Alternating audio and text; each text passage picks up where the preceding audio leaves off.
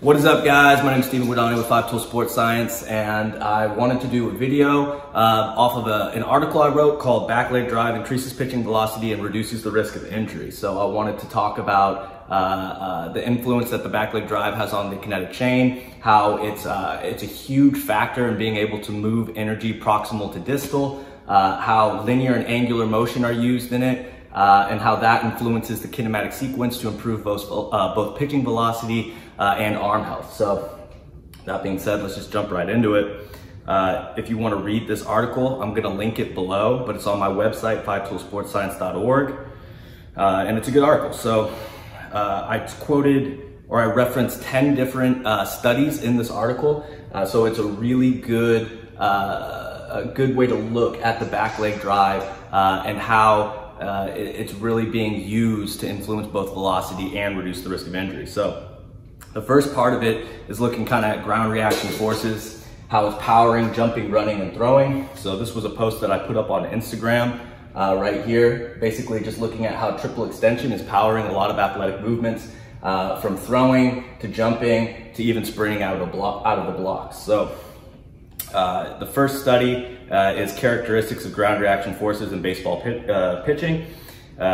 The quote from it is, "The tendency of all pitchers in this study to develop high levels of force in the direction of the pitch, combined with the finding that pitchers who develop the largest forces normalize the body weight through fastest, seems to contradict the theory that pitching is a controlled fall. The pitching motion depends on significant contributions from the lower limbs to create forward impetus.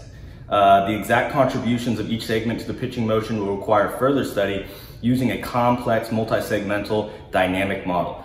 Based on this study, we hypothesized that the push-off forces in the direction of the pitch initiate the forward momentum of the entire body. The greater this magnitude, the more kinetic energy there is in the direction of the pitch." So this is really a huge, probably the best study in terms of looking at the back leg drive. And basically what they were finding is that the hardest throwing pitchers, the fastest throwing pitchers, developed the largest forces when they normalized it to body weight in the direction of the pitch. So they were finding that the back leg drive played a huge role in influencing pitching velocity.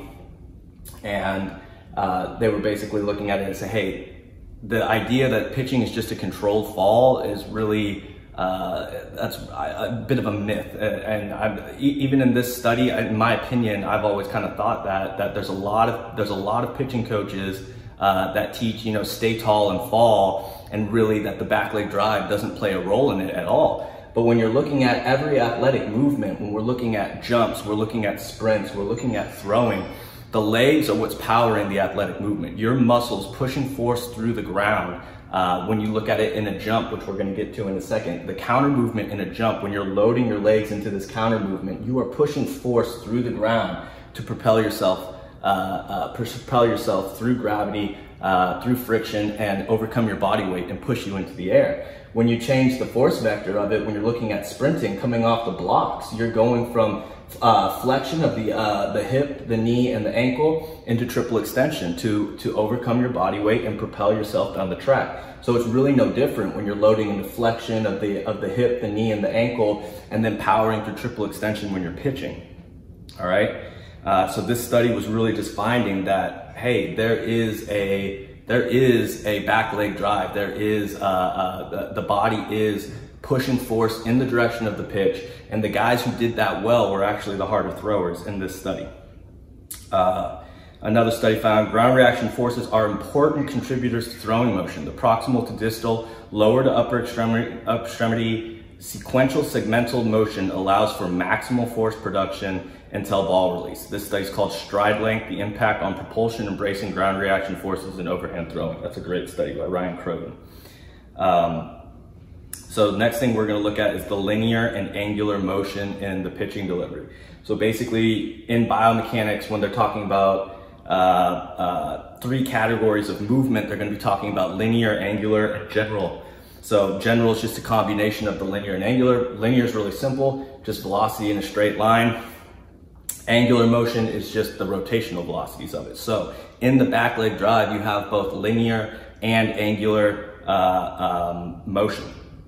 So when we talk about the linear motion of it, the linear motion is the pelvis moving in a straight line, the velocity of it moving in the straight line.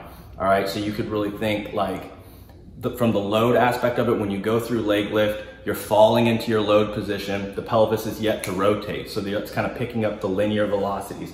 Then there's that drive, that push off the mound where you go into that hip abduction, and then your back leg starts to rotate. That's when it starts bringing in the angular aspects of it. But that initial, drive, that linear drive is extremely important. All right, and that helps assist with the rotational components as well. So that's how you can get more angular velocities in the pelvis, so the rotation of the pelvis, which is what we look at when we're looking at the kinematic sequence, which I'll play a clip for you here in a second.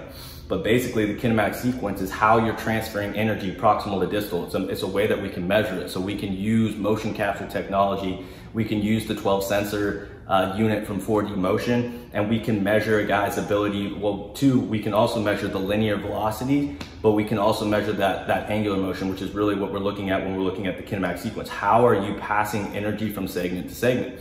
And guys that do that efficiently typically are the harder throwers, which we're gonna see in some studies, and it's also a healthier way to throw, all right? So looking at that is the study's called Baseball Pitchers' Kinematic Sequences and their relationship to elbow and shoulder torque production.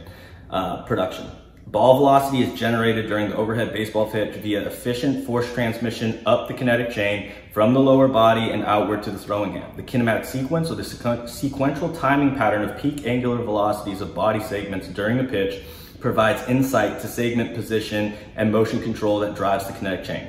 Previous publications report an ideal kinematic sequence where the timing of each body segment's peak angular velocity occurs in a proximal to distal pattern, resulting in greater ball velocity and reduction in throwing arm injury risk. All right, so here's just a video to kind of give you guys an example of the motion capture. So it's not ideal set. I'm not gonna put the audio on here, but this is basically what we're looking at. When we're looking at these little humps, these are measuring angular velocity of certain different movements. So we've got the pelvis, we've got the trunk rotation, we've got the arm, and we can see how a guy is sequencing his energy up the chain. That's extremely important for baseball pitchers and for hitters. So you guys have to have an understanding of how you are transferring energy up the kinetic chain. It's incredibly important for both health for a pitcher, but also for performance. A lot of guys are peaking these sequences out of order, all right? So a lot of times you're gonna see that a guy is not driving or using his back leg well. He's got a ton of hip mobility issues. He doesn't have enough power. And then everything starts peaking out of order. He starts pulling glove side, his trunk rotation's too early. That starts leading to arm drag, which starts leading to injury. So this is very important that you guys have an understanding of how you're using your body to put energy through the kinematic sequence and make sure that you're peaking it in the correct order.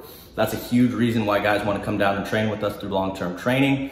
They can come down, we can test all of this stuff, we can test the mobility, we can test the athletic assessment, we can really look for the low-hanging fruit as an athlete and then show you what you need to work on to get better for that. All right, next study, relationship of pelvis and upper torso kinematics to pitched baseball velocity. So pitchers also showed an increase in average pelvic angular velocity during the arm cocking phase as velocity increased. In accordance with the kinetic link theory and the law of conservation of angular momentum, the increase in average pelvic velocity allows more energy to be transferred to the upper torso, which rotates after the pelvis. The increase in energy transfer to the upper torso was realized as average upper torso velocities increased during the arm acceleration phase.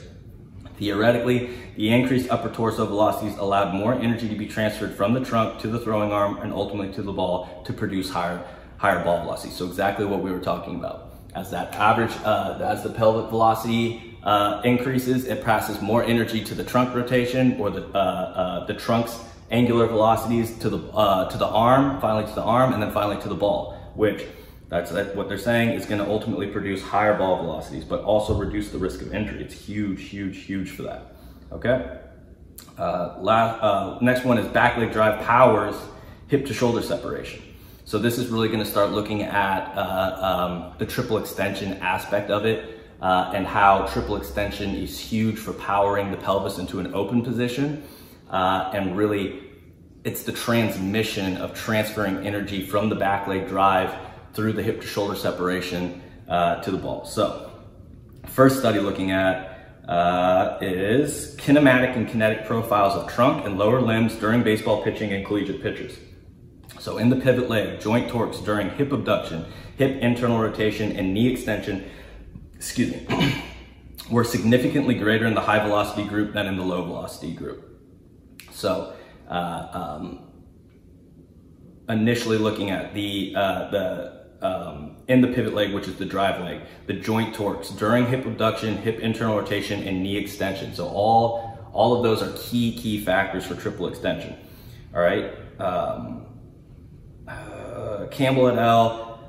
Reported that the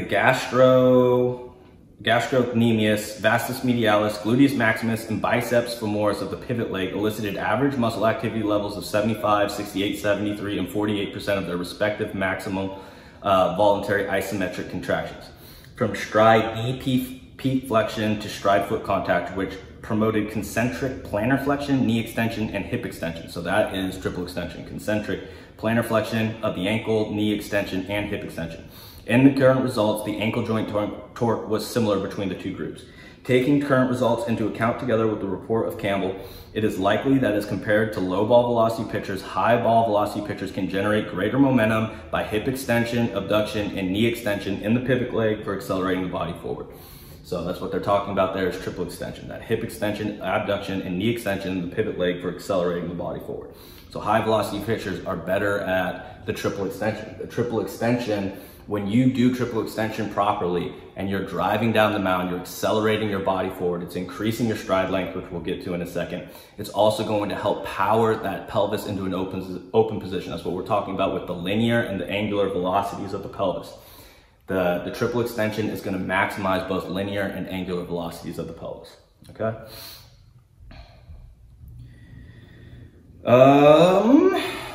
Let's see here. Drive leg, back leg drive accelerates body down the mound and increases stride length, okay? We are going to be looking here at stride length, the impact on propulsion and bracing, ground reaction force, and overhand throwing. That's by Ryan Croton. The shortened strides exacerbate throwing arm lag and elicit deficient momentum exchanges between the trunk and throwing shoulder, which allows for damaging shoulder and elbow joint kinematics and kinetics through repetitive high velocity hyperangulation. So this is basically a fancy word of saying that people who had shorter strides, which is gonna really be more of a rotational drive leg style, they were getting more arm drag when they do that, which is typically what you're gonna see when a guy is just spinning his pelvis. That follows up the chain. So when he's just spinning his back leg, typically his trunk is going to be rotational. When your trunk is rotational, you're utilizing too much glove side pull, which leads to arm drag. I've got a few videos on that. All right, so that's what they're saying. Given greater drive and stride leg braking assists alignment of the throwing arm in the scapular plane of the trunk, increasing stride length may be considered injury protective. In contrast, increased propulsion following stride foot contact combined with reduced drive and stride leg braking was evident with shortened strides. So this is another study, kinematic constraints associated with the acquisition of overarm throwing part 1, step and trunk action study by David Stoughton.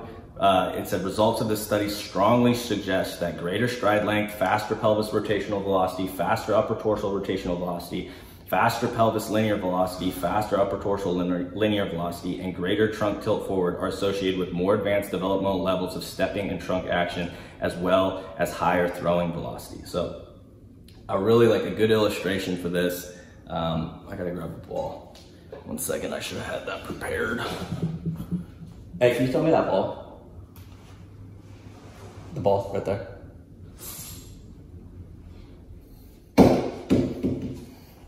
All right. So if you take a ball, basically, when the back leg drive, it's helping to accelerate down the mound. So this is going to be kind of the difference between just using momentum and then adding some acceleration behind it with the leg drive. So if you're just using momentum, all right, think of it like a ball when it's interacting with the ground. A tennis ball would probably work better, but I just got a baseball here. So basically what happens is when you drop the ball, you're not gonna be able to see this very well, but if you just drop it, there just gets a little bounce. You get a little bit of a reaction from it, a little bit of bounce, but not very much. But when you add drive behind it, when you're riding down the mound, all right, loading into your back leg, which is using that momentum, that's basically the fall as you're loading into it. And then as you peak your drive leg, when you drive your drive leg right into front foot strike, it creates a bigger reaction, all right? So that's when you're adding the ball, you're adding the fall with it, but you're putting a little behind it, you're gonna get the ball to bounce and jump back up, all right? That's that action reaction. As you're driving force through the ground, it accelerates you down the mound into front foot strike, okay? Finally, we've got back leg drive decreases the risk of injury. So this is going to be looking at force plate metrics predictive of UCL injuries. This is by Sparta Science, which is a phenomenal company out in the Bay Area. They're doing some really cool things with force plates. So this study, they found this study demonstrates the elbow injuries are more likely to occur with athletes that rely on momentum as impulse, as defined as the change in momentum.